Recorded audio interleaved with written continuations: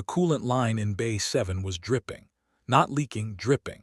A slow, deliberate rhythm, one bead of fluid every 4 seconds, striking the deck with a sound too soft for any of the station's sensors to flag. Vesic counted them because counting was what his species did when something was wrong and they did not yet know why. 41 drops. The line had been dry an hour ago. He had inspected it himself. He crouched and touched the puddle. It was warm. Inside the sealed quarantine cell behind him, the human prisoner sat with its back to the wall, hands folded, watching him with 2 small wet eyes, and it was smiling. Vesic did not know yet that the human had not touched anything. He filed the anomaly as condensation and left. That was his first mistake, though it would be a long time before anyone understood it was the first of many, and longer still before anyone understood that the humans had been counting drops too. The Concordance had given Earth 90 days. The ultimatum had been delivered with the flat courtesy the Concordance reserved for primitive worlds. Surrender all weapons capable of inflicting mass casualty, submit to permanent monitoring, and accept Tier 9 client status under the protection of beings who had crossed the stars while humanity was still chipping flint. It was not a cruel demand. The Concordance genuinely believed it was merciful. 41 prior civilizations had received the same terms and complied within a season. Disarmament was the price of admission to a peaceful galaxy, and the galaxy had been peaceful for 9,000 years precisely because no one was permitted to keep the means of ending it. Earth had said yes. That was the thing that troubled the speaker for the Concordance, a Theln named Oru Vash whose long career had been built on reading the precise shape of a defeated people's compliance. Earth had said yes immediately. No negotiation, no desperate appeal, no attempt to hide an arsenal in the crust of some moon. Humanity had opened its silos, surrendered its launch codes, and invited inspectors to verify the dismantling of every warhead it possessed. The inspectors had verified it. The weapons were gone physically, irrevocably gone, fed into Concordance furnaces that left nothing behind. And yet Oru Vash could not sleep. "They gave us everything," she said to her aide on the 9th day after compliance. "Every device. The inspection teams are satisfied. Then the matter is closed, speaker." "Then why," she said, watching the blue marble of Earth turn slowly beyond the viewport, "are they not afraid?" That was the first mystery, though no one called it that yet, a disarmed world that behaved like a world holding something back. The second arrived 11 days later, and it arrived as a single human being walking up the boarding ramp of the Concordance cruiser Patience of Stars with a small bag and no escort. Her name was Dr. Mara Okonkwo, and she had volunteered. The Concordance had requested a human liaison, a specimen in truth, though the word was never used, to live aboard the cruiser and serve as a bridge between species during the transition to client status. They had expected Earth to send a politician, or to refuse. Instead, they got a 43-year-old trauma surgeon from Lagos who had buried a husband and a daughter in the same year, and who, when asked by the boarding officer why she had come, looked up at a being 3 times her height and said, "Because someone should be here who knows how things break." The officer recorded the statement and flagged it as untranslatable idiom. Mara was given a cabin, a translator collar, and the freedom to move through the public decks of the ship. The crew watched her the way one watches an insect that has wandered indoors, with mild curiosity and the assumption that it would soon be gone. She was small. She was soft. She slept 8 hours out of every 26 and could be killed by a sustained drop in cabin pressure that the Thelm would barely register. By every metric the Concordance valued, she was the most fragile thing aboard. She spent her first week asking questions, not the questions they expected, not about weapons or politics or whether Earth would be permitted to trade. She asked about the crew. She asked the medical officer how many of them had families. She asked the navigator what his children's names meant. She learned that the Thelm did not touch one another in public and that the Varn engineers, the 3rd species aboard, sang to regulate their breathing in low gravity. She remembered all of it. By the end of the week, she could greet 11 members of the crew in their own modes of address, and she did every morning by name. The crew began, without quite deciding to greet her back. Vesic, the security officer who had counted the coolant drops, was the one who noticed it first, and it disturbed him more than the dripping line had. "She is mapping us," he told Oruvash. "She is being polite. She is mapping us," he repeated. "She knows which of us eat together. She knows that Lieutenant Drawl mourns a clutch mate. She knows that I dislike the smell of the Varn deck and arranges to speak with me elsewhere. In 9 days she has learned the shape of this crew's heart better than I have in 9 years. He paused. "I surrendered my service weapon to her keeping last week, Speaker, as a gesture of trust," the protocol office suggested. "Do you know what she did with it? Returned it, I assume. She handed it back to me the next morning and said she trusted me to hold it better than she could." He looked at his speaker.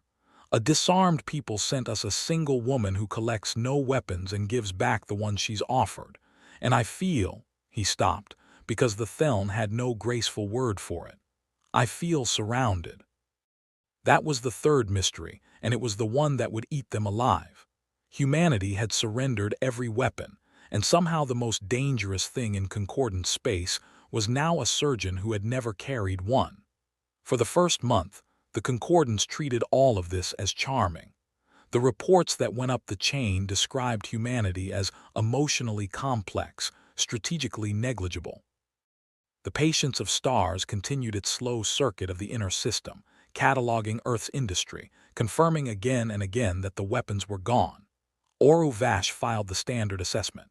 A junior analyst, reviewing Mara's recorded conversations, noted that the human seemed to be deliberately learning the crew's emotional vulnerabilities and recommended she be confined. The recommendation was overruled. She was one small woman. What could she possibly do? What she did was get to know the prisoner. There was a human in the brig, the one Vesic had watched smile through the coolant drip. He had not come aboard willingly. He was a salvage pilot named Tomas Reyes, taken 3 years earlier when the Concordants first surveyed the system and detained a civilian craft to study its occupant. He had been in the cell ever since, and the Concordants had learned 3 things about him: that he could survive on the nutrient paste they synthesized, that he did not attempt to escape, and that he had stopped speaking entirely in his 2nd year of captivity. He had not spoken a word in 14 months when Mara was finally permitted to see him. She sat outside his cell. She did not ask him to speak. She told him her name and her daughter's name, and she told him what the sky had looked like over Lagos the morning she left, and then she was quiet, and she came back the next day and did the same, and the next and the next. On the 11th day, Tomas Reyes lifted his head and said, in a voice like a door that had rusted shut, "What month is it?" The Concordance was monitoring. They heard her answer. They did not understand why it mattered. "It's almost the rains," she said. "On Earth. Almost the rains." And the prisoner, who had not wept in 3 years, put his face in his hands. Oruvash watched the recording 4 times. Why does this distress him? She told him nothing. A season. A weather pattern on a world he will likely never see again. The analyst beside her, a younger Theln named Kedu, who would later be the only one who came close to understanding, said carefully, "Speaker, I have been studying their language. Among humans, to be told the season is not information. It is an act of," he searched, "of keeping." She is telling him he has not been forgotten. That time is still passing for him somewhere in a place that loves him. I think it is a kind of weapon. A weapon.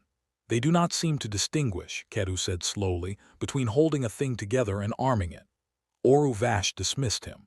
But that night she watched the recording a 5th time, and she noticed something the analysts had missed because they had been watching the prisoner's face and not his hands. While Mara spoke, Tomas Reyes had been tapping his finger against his knee. A slow, deliberate rhythm. 1 tap every 4 seconds.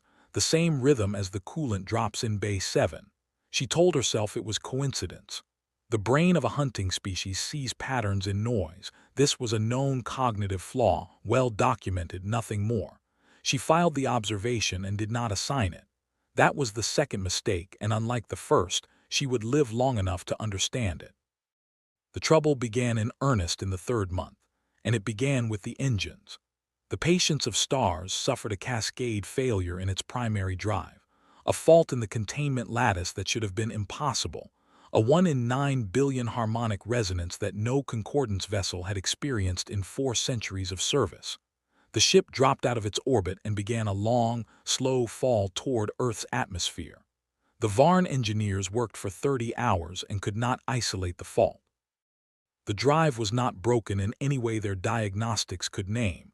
It was simply singing a frequency that tore itself apart, and they did not know why, and the ship was falling. Mara found Vesic in the corridor outside engineering, and she said, "Let me look. You are a healer of bodies, not machines." "A containment lattice is a body," she said. "It has a rhythm. It's gone arrhythmic. I've been listening to it through the deck for 2 days." She held up one small hand. "May I see the harmonic logs?" He should have refused, instead, and he would never be able to explain why, except that she had spent 3 months learning the exact frequency of his trust. He showed her. She found it in 40 minutes. The resonance was not random. It was being driven by a feedback loop in the coolant system, a loop that had begun, the timestamps showed, exactly 90 days ago. The day Earth surrendered its weapons. The day she came aboard. She did not say this part out loud. She told the Varn engineers how to break the harmonic, and they did, and the ship stopped falling, and the crew of the Patience of Stars owed their lives to a disarmed human who had appeared with perfect timing to save them from a flaw that had never existed before her arrival. The Concordance gave her a commendation. Vesic gave her a question. He came to her cabin that night alone, which was forbidden, and he said, "You knew where to look." I listened. "You knew the day it started. I saw your face when you read the timestamp." His voice was very low. "Did your people do this?" Mara was quiet for a long moment. When she answered, she did not lie, and that was the most frightening thing of all. "I don't know," she said. "I genuinely don't. They never tell us the whole plan. That's how it survives." She looked up at him. "Vesic, if I knew and I told you, I'd be a danger to you. Right now, I'm only a danger to the people who lied to you." He left without another word. He spent the night counting drops that were no longer falling. This was the first reinterpretation, and it rippled backward through everything. The Concordance had recorded 90 days of a fragile woman learning names and comforting a prisoner and asking about children. Now Oru Vash pulled every recording and watched them again, and the second time she saw a different story. The questions about families were not kindness. They were a survey of the crew's emotional load-bearing walls. The greetings every morning were not courtesy. They were a slow, patient demonstration that the crew's loyalties could be touched from the outside. And the prisoner who tapped a rhythm that matched a fault that nearly killed them all, "She has been transmitting," Oru Vash said. "The whole time, through him, through us, we have been the antenna." But that was wrong too, and it would take her far longer to understand how wrong, because she was still thinking like a Theln. She was still assuming there was a signal. She was still assuming the humans were doing something to the ship. They were not doing something to the ship. They were doing something to the crew. The Concordance made its decision in the 4th month. Humanity had concealed a capability, a method of remote sabotage that violated everything known about the physics of secure systems, and Earth's compliance had been a lie. The order came down from the Concordance core worlds, relayed through Oru Vash because she was the speaker and the responsibility was hers. Earth was to be made an example. A single kinetic strike on a population center, not extermination. The Concordance did not exterminate, that was the entire point of disarmament, but a demonstration. A city, in exchange for the lie. Oru Vash was to choose the city.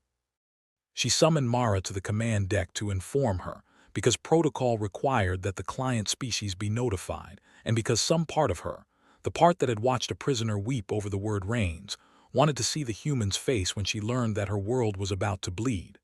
Mara listened to the sentence in silence. The translator collar rendered it twice. When it was done, she did not beg, and she did not threaten, and she did not weep.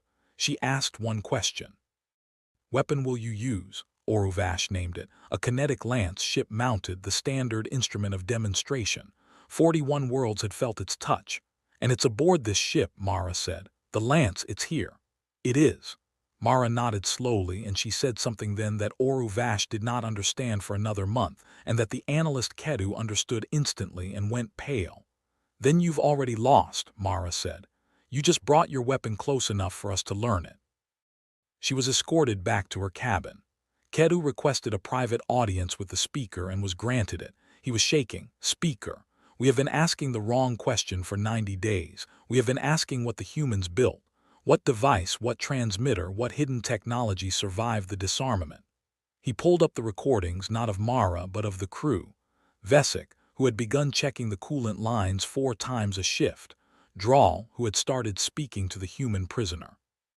The Varn engineers who had let a human into their diagnostics. They didn't smuggle a weapon aboard, they smuggled a person. And the weapon is what she does to the people around her. Speak plainly. Humans don't disarm, Ketu said. They can't. We took their warheads and their launch codes and we melted them down and we verified it and it was real. The weapons are truly gone. But the weapons were never the dangerous part. We have spent 9,000 years building a galaxy on the principle that if you remove a species' tools, you remove its capacity for violence. It is true for 41 species. It is the foundation of the peace. He looked at her. It is not true for them. You cannot disarm a human speaker because the human is the weapon. The tools were just the part we could see. Oru Vash was quiet. Then what did Earth surrender? The part that frightened them, Ketu said softly. The part that could kill a planet by accident. They gave us the warheads gladly because the warheads were the safe thing, the thing they were afraid of. He swallowed. They kept the dangerous part, and then they put it on a ramp with a small bag and sent it to live inside our ship, and we let it in because it was small and it learned our children's names. This was the mid-story turn, and it reframed everything. The surrender had not been a defeat or a lie. It had been a delivery. Earth had not been disarmed. Earth had been let off its leash, and the first thing it did was send a single surgeon to teach an entire crew, gently, one name at a time, that the people who claimed to protect them were preparing to murder a city. Because here is what Mara Okonkwo had actually been doing for 3 months. She had not sabotaged the engine. The harmonic fault had been real, an accident of stress and age, and she had genuinely saved them. But in saving them, she had let Vesic watch her find the timestamp, let him reach the wrong conclusion, let the fear of human capability take root in his mind, because a frightened crew watches everything, and a crew that watches everything eventually sees the truth about its own commanders. She had told the prisoner the season because a man who remembers he is loved becomes a man who can speak, and a man who can speak becomes a witness. And Tomas Reyes had been telling the Varn engineers, in the long quiet hours, exactly how the concordance had taken him. A civilian, unarmed, studied like an animal for 3 years. She was not transmitting a signal. She was transmitting a doubt. And it had spread through the crew of the Patience of Stars the way warmth spreads through a body, slowly, from the extremities inward, until the day the speaker announced she would burn a city, and discovered that her own crew had gone quiet in a way that had nothing to do with obedience. The order was given at the start of the 4th month's final week. Oruvash chose the city. She would not record which one, even in her own logs, a small cowardice she would carry forever, and she instructed Lieutenant Drawl to arm the kinetic lance. Drawl did not move. Lieutenant, arm the lance. Drawl, who had a dead clutch mate who had spent 6 weeks speaking through a cell wall to a human who knew what it was to be caged, looked at the speaker and said, "Speaker, I have a question first. When we took the human Reyes from his civilian craft 3 years ago, was he armed?" The command deck went still. "That is not relevant to the order." "He was not," Drawl said. "I have read the seizure log. The human in our brig committed no crime and carried no weapon, and we have held him for 3 years, and we are about to kill a city because we are afraid of his species." Drawl's voice did not rise. "I have spoken with him every day for 6 weeks. He asked me once what my clutch mate's name was. No one in the concordance has ever asked me that. A prisoner asked me that." Drawl's hands moved away from the lance controls. "I will not arm it." Vesic stepped forward. "Nor will I," and one by one, in the silence of the command deck, the crew of the Patience of Stars declined to murder a world, not because a human had forced them, not because of any weapon, but because for 90 days a small soft woman who slept 8 hours and could be killed by a pressure drop had been quietly teaching them that they were people, and that people who knew each other's children's names did not burn cities to prove a point. Oru Vash understood then the true shape of the thing in her ship. "This is the weapon," she said, not in horror, in something closer to awe. "This is what we let aboard, not a device." She had no word. She used the human one, a conscience. She armed the lance herself. She had to. She was the speaker, and the responsibility was hers. And 9,000 years of peace rested on the principle that disarmament worked, that a species without weapons was a species without violence. And if humanity proved that false, then the entire foundation of the galaxy was a lie. And 41 disarmed worlds, who had given up their teeth on the promise that the concordance would keep the strong from the weak, would learn that the strong had simply learned to call themselves protectors. Armed the lance to save the lie. She understood that even as she did it, she was not the villain of this story, she was its most tragic believer. And Mara Okonkwo, who had been brought to the command deck to watch, said the last thing anyone expected. "Don't," she said, "not because you'll lose, because you'll win." She stepped toward the speaker, small and unarmed and unafraid. "If you fire, Earth doesn't retaliate. We don't have the weapons anymore. We gave them to you, remember. You melted them down. There will be no war, no fleet, no vengeance." Her voice was very quiet. "There will only be a city of 40 million people who did nothing, and a galaxy of 41 disarmed worlds who will finally understand what their surrender actually bought them. You won't be killing a city, speaker. You'll be teaching every client world in the concordance the one thing you've spent 9,000 years hiding from them, that the peace was never for them. It was for you." Oru Vash's hand was on the firing control. "That's the human power you've been afraid of," Mara said. "It was never a hidden weapon, it's this. We will let you make yourself into the monster because we know your own people won't forgive you for it. We don't have to win. We just have to make winning cost you the thing you actually care about." She looked at the lance, then back at the speaker. "We surrendered our weapons because we finally understood that the most dangerous thing a species can do is make the powerful choose, out loud in front of witnesses, between mercy and the truth about themselves. You can fire, but the moment you do, the concordance is over. Not because we'll destroy it, because you will have." The command deck did not breathe. "And the cost of this, because there is always a cost, and Mara had known it from the boarding ramp, had known it when she told the boarding officer that someone should be here who knew how things break. The cost was that she could not be allowed to leave. Because if she was right, if humanity's true weapon was the ability to turn the powerful against their own justifications, then the concordance could not simply release her. A being who could disarm a warship by teaching it to love would be the most dangerous prisoner in the galaxy. Oru Vash understood this in the same instant she understood everything else. To not fire was to admit the lie. To fire was to end the concordance. And to release the woman who had revealed both was to lose the war on every world she touched. There was only one move that preserved the peace. "Take her," Oru Vash said quietly, "to the brig, with the other one." No one moved.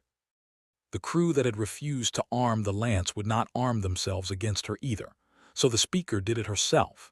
She crossed the command deck and took the small human by the arm. Mara did not resist, had never intended to resist, had walked up the boarding ramp 90 days ago already knowing how this ended, and she led her to the brig and put her in the cell beside Tomas Reyes, who looked up and saw her and understood. "You knew," he said.